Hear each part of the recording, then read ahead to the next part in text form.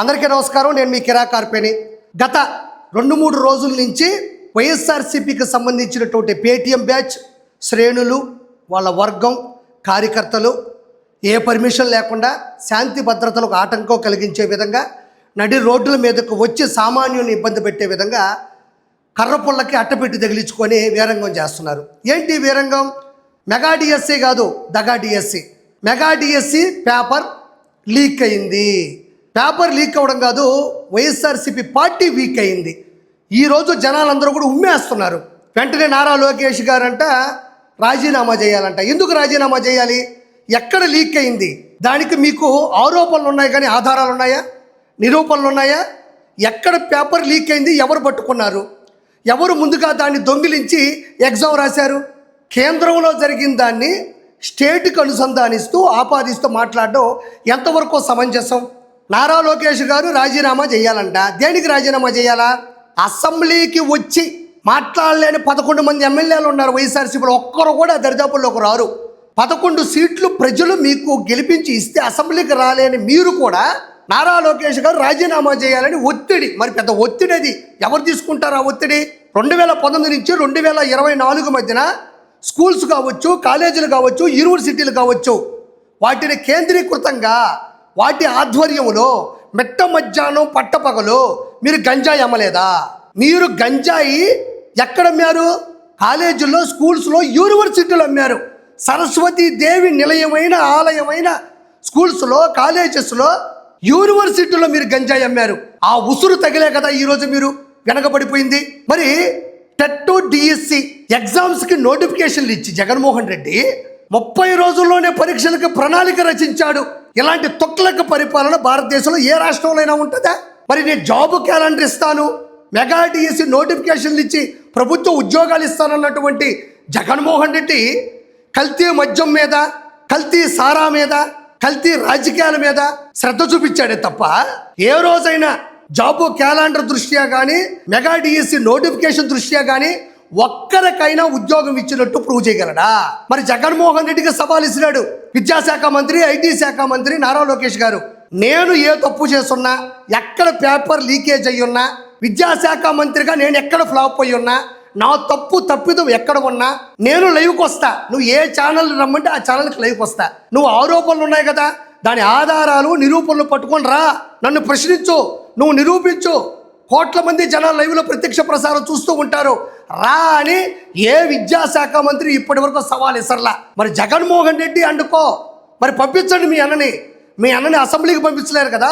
మరి అదే సాక్షి ఛానల్కైనా వస్తారు నారా లోకేష్ గారు, ఇబ్బంది ఏమీ లేదు. ఆయన నిజాయితీగా ఉన్నాడు. లైవ్ ప్రసారం జరగాల. జగన్మోహన్ రెడ్డి మాదిరిగా ముందుగానే రికార్డ్ చేసి పేపర్ బట్టి మళ్ళీ దాన్ని తుత్తు మాట్లాడే రకం కాదు నారా లోకేష్ గారు. తనను తానే మార్చుకున్న వ్యక్తి రాష్ట్ర. అయితే నేను చివరిగా చెప్పేది ఒకటే, జగన్మోహన్ రెడ్డికి సంబంధించిన మనుషులు కాదు. జగన్మోహన్ రెడ్డే డైరెక్ట్గా నారా లోకేష్ గారితో ప్రత్యక్ష ప్రసారంలో లైవ్ డిబేట్లో కూర్చోవాలా. ఆయన ఏదో అందరినీ రెచ్చగొట్టి అడ్డదిడ్డంగా రోడ్ల మీద అట్టపెట్లు పట్టుకొని తిప్పిస్తున్నాడు కదా. దమ్ముంటే జగన్మోహన్ రెడ్డి నారా లోకేష్ గారితో తలపడాలి, ఎదురుపడాలి, నిజాలు జనాలకు తెలియాలి. నారా లోకేష్ గారితో తలపడే ధైర్యం, దమ్ము ఉందా? నీ దగ్గర ఉన్న ఆధారాలు, నిరూపణలు పెట్టు. అక్కడ జనాలు వెయిట్ చేస్తున్నారు. 32 అక్రమాస్తుల కేసులో జైలుకి వెళ్ళి 16 నెలలు చెప్పుకూడుతున్న జగన్మోహన్ రెడ్డి, బాబాయ్ హత్య కేసులో ప్రధాన అనుమానితుడిగా ఉన్న జగన్మోహన్ రెడ్డి, కల్తీ మద్యం స్కామ్లో ఏ రోజుడికైనా దొరికిపోయే జగన్మోహన్ రెడ్డి, నీతి నిజాయితీగా నికార్సుగా రాష్ట్ర విద్య ముందుకెళ్లడంలో నిరంతరం పటిమను చూపిస్తూ పోరాటం చేస్తున్న నారా లోకేష్ గారిని విమర్శించడం ఇంకా ఏమని చెప్పాలా? జనాలు నవ్వుకుంటున్నారు. జగన్మోహన్ రెడ్డి, నువ్వు ఎలాంటి నిందితుడివి, నువ్వు ఎలాంటి నియంతవి, ఆయన స్థాయి ఏంది, ఆయన తెలివితేటలేంది, ఆయన ఆలోచన పరిజ్ఞానం ఏంది? కాబట్టి నువ్వేం చేస్తున్నావో, ఎలా ఉన్నావో కూడా కొంచెం గుర్తుపెట్టుకో.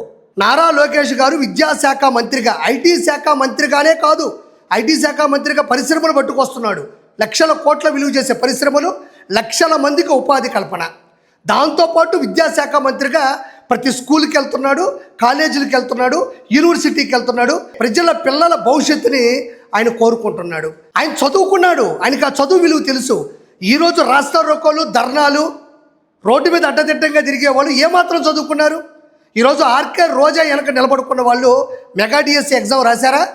వాళ్ళు చదువుకుంటున్న వాళ్ళ వయసు ఎంత? ఎందుకు ఈ వీరంగం? ఒకరు కాదు, ఇద్దరు కాదు, 175 నియోజకవర్గాల్లో ఎక్కడ పడితే అక్కడ కావాలనే స్క్రిప్ట్ రాసుకొని జగనన్న మన్ననలు పొందాలని చేస్తున్నటువంటి ఇది తప్పిదం అని నేను మరోసారి గుర్తు చేస్తున్నాను. ఈరోజు మెగా డిఎస్సి గురించి జగన్మోహన్ రెడ్డికి సంబంధించిన వాళ్ళు మాట్లాడుతున్నారు. 1994 నుంచి 2025 వరకు 14 డిఎస్సీలు ప్రవేశపెడితే 196,619 మంది టీచర్ పోస్టులు భర్తీ అయ్యి ఈరోజు సమాజంలో ఆంధ్ర రాష్ట్రంలో చాలామంది కనబడేటువంటి టీచర్లందరూ కూడా ఈ 4 దశాబ్దాల కాలంలో తెలుగుదేశం పార్టీ నుంచి వచ్చిన వాళ్ళని నేను మరోసారి మీకు గుర్తు చేస్తున్నాను. జగన్మోహన్ రెడ్డి టీచర్ల మీద, ఆ పోస్టుల మీద, మెగా డిఎస్సి మీద, పిల్లల భవిష్యత్తు మీద ప్రేమ వలకపోస్తున్నాడు. మరి అదే టీచర్లు ఏదైతే పిల్లల భవిష్యత్తు బాగుండాలని మంచి మాటలు చెప్పి, టీచింగ్ చెప్పి సన్మార్గంలో నడిపించేటువంటి టీచర్లు తీసుకెళ్ళి వైన్ షాపుల ముందు నిలబెట్టినటువంటి వైనం అది. అక్కడ తాగే వాళ్ళని క్రమశిక్షణలో పెట్టండి అని వాళ్ళ విలువని, ఆత్మ గౌరవాన్ని తాకట్టు పెట్టిన వ్యక్తి జగన్మోహన్ రెడ్డి. టీచర్లకి శాలరీ ఎప్పుడు ఇచ్చేవాడు ఎవరికీ తెలియదు. ఈరోజు కూటమి ప్రభుత్వంలో నారా చంద్రబాబు నాయుడు గారి ఆధ్వర్యంలో, నారా లోకేష్ గారి ఆయన శాఖలో 1వ తారీఖు ఈరోజు టీచర్లు వాళ్ళు డబ్బులు తీసుకుంటున్నారు, చాలా సంతోషంగా ఉన్నారు. అక్రమంగా కేసులు ఉపాధ్యాయుల మీద, గౌరవ వృత్తిలో బతికేటువంటి ఉపాధ్యాయుల మీద కక్షపూరితమైన వ్యక్తిగతంగా చూసి మరి కేసులు పెడితే నారా చంద్రబాబు నాయుడు గారు అధికారంలోకి రాగానే చేసినటువంటి పని ఏంటి? వాళ్ళ మీద ఉన్న కేసుల్ని తప్పించడం జరిగింది. అధికారంలోకి రాగానే నేను మెగా డిఎస్సి నోటిఫికేషన్ జారీ చేసి 16,347 టీచర్ పోస్టులు భర్తీ చేస్తానని నారా చంద్రబాబు నాయుడు గారు, నారా లోకేష్ గారు మాటిస్తే వచ్చిన అతి తక్కువ సమయంలోనే నోటిఫికేషన్ రిలీజ్ చేసి పూర్తి పోస్టులు భర్తీ చేసినటువంటి చరిత్ర నారా లోకేష్ గారిది, నారా చంద్రబాబు నాయుడు గారిది, అదేవిధంగా కూటమి ప్రభుత్వానిది. ఈరోజు నేను మాట్లాడదలుచుకుంటే ఆ రోజుల్లో స్కూల్స్కి అడ్డదిడ్డంగా వైఎస్ఆర్సీపీ రంగులు, పార్టీ జెండా రంగులు బెంచులకి, అదేవిధంగా కుర్చీలకి, ఇంకా బ్యాగులకి, లేదంటే పుస్తకాలకి, ఇంకా నేను ప్రత్యేకంగా చెప్పనక్కర్లేదు బెల్టులకి, యూనిఫాములకి అడ్డదిడ్డంగా ప్రజల డబ్బుల్ని కోట్ల రూపాయలు ఖర్చు పెట్టి పిల్లల భవిష్యత్తు మీద దెబ్బ కొడితే స్కూల్లో, కాలేజీలో, యూనివర్సిటీల్లో టీచర్లు, అధ్యాపకులు లేకుండా, ఉపాధ్యాయ వృత్తే లేకుండా నడిపించినటువంటి హీన చరిత్ర జగన్మోహన్ రెడ్డిది. 10th క్లాసులోనే స్కూల్ ప్రిన్సిపాల్ని కొట్టినటువంటి వ్యక్తికి టీచర్ల మీద ప్రేమ ఉంటుందా? ఈరోజు మెగా డిఎస్సి గురించి మాట్లాడుతున్నాడు నారా చంద్రబాబు నాయుడు గారు. అంటే జగన్మోహన్ రెడ్డి 14 లక్షల కోట్ల రూపాయల అప్పుల్ని ఆంధ్రప్రదేశ్ మీద రుద్దితే, అమరావతిని ఆపేస్తే, పోలవరం పనులు పక్కన పెడితే, అన్ని ఇబ్బందులు ఉన్నా కూడా నారా చంద్రబాబు నాయుడు గారు విద్యావృత్తిలో ఉపాధ్యాయులకి ఎలాంటి ఇబ్బంది జరగకుండా ముందుకు తీసుకెళ్తున్నారు. మనం నిజంగా సెల్యూట్ కొట్టాలి. ఈరోజు ఇదే విధంగా మనం ప్రతి ఒక్కటి ఆలోచించగలిగితే నారా లోకేష్ గారు తనిఖీలు కావచ్చు, ఆకస్మికంగా చేసేటువంటి పనులు కావచ్చు, తీసుకొస్తున్నటువంటి శాఖ ద్వారా ప్రక్రియలు కావచ్చు, ఈరోజు యావత్ భారతదేశం మొత్తం అనుకరిస్తుంది అని చెప్పడంలో ఏమాత్రం ఆశ్చర్యం లేదు. వీళ్ళు ఎంతమంది వచ్చినా సరే, ఎంతమంది అంటే గట్టిగా అరిచేస్తే ఒక 10 మందో, 10,000 మందో, 10 లక్షల మందో, 10 కోట్ల మందో చూస్తుండగా మన సోషల్ మీడియా సాక్షిగా గట్టిగా అరిచేస్తే అవతలోళ్ళు తప్పు చేసేసారేమో అనుకుంటారు, అలా ఆపాదిద్దాం అని వైఎస్ఆర్సీపీ వాళ్ళు అనుకుంటే పప్పులో కాలేసినట్టే, తప్పులో కాలేసినట్టే. ఎందుకంటే ఇలాంటి తప్పిదాలు, ఇలాంటి తప్పుడు ప్రచారాలు, తప్పుడు ప్రసారాలు చేయడం వల్లే కదా 2019 నుంచి 2024 మధ్యన వాళ్ళ ప్రభుత్వాన్ని చూసి చీకొట్టి కేవలం 11 సీట్లకే పరిమితం చేశారు ఆంధ్ర రాష్ట్ర ప్రజలు. నేను చివరిగా చెప్పగలిగింది ఒకటే, మీరు ఎంత అరిచినా, ఎంత గీపెట్టినా ప్రజలకి శాంతి అంటే మీరు శాంతి భద్రతలకు ఆటంకం కలిగిస్తున్నారు. గుర్తుపెట్టుకోండి, ప్రజలు ఇవన్నీ గమనిస్తున్నారు. ప్రజలు మెగా డిఎస్సి పేరు చెప్పి మీరు తప్పుదావ పట్టించినప్పటికీ కూడా అడ్డదిడ్డంగా రోడ్ల మీద వాళ్ళని ఇబ్బంది పెడుతున్నది చూసి మీకు ఆ 11లో ఏ ఒక్కటి తీసేస్తారో కూడా నేను చెప్పనక్కర్లేదు. నేను ప్రత్యేకంగా ఫైనల్గా చెప్పగలిగింది ఒకటే, వీళ్ళకి గొడ్డగాల్చి మొహం మీద వేయడం, విష ప్రచారాలు, దుష్ప్రచారాలు చేయడం, విష ప్రయోగాలు చేయడం, అబద్ధాలు చెప్పడం, తప్పుడు ప్రసారాలు చేయడం వెనతో పెట్టిన విద్య. కాకపోతే ప్రజలకి ప్రతి ఒక్కరికి తెలుసు, నారా లోకేష్ గారు, నారా చంద్రబాబు నాయుడు గారు పూర్తి స్థాయిలో మద్దతు ఇస్తున్న పవన్ కళ్యాణ్ గారు, కూటమి ప్రభుత్వం 100కి 100% పనిచేస్తుంది.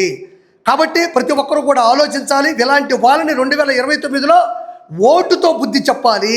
చివరిగా నేను పదే చెబుతున్న చివరి మాట ఒకటే, సచిన్ క్రికెట్ ఆడతాడు, జగన్ అబద్ధాలు ఆడతాడు. Good bye.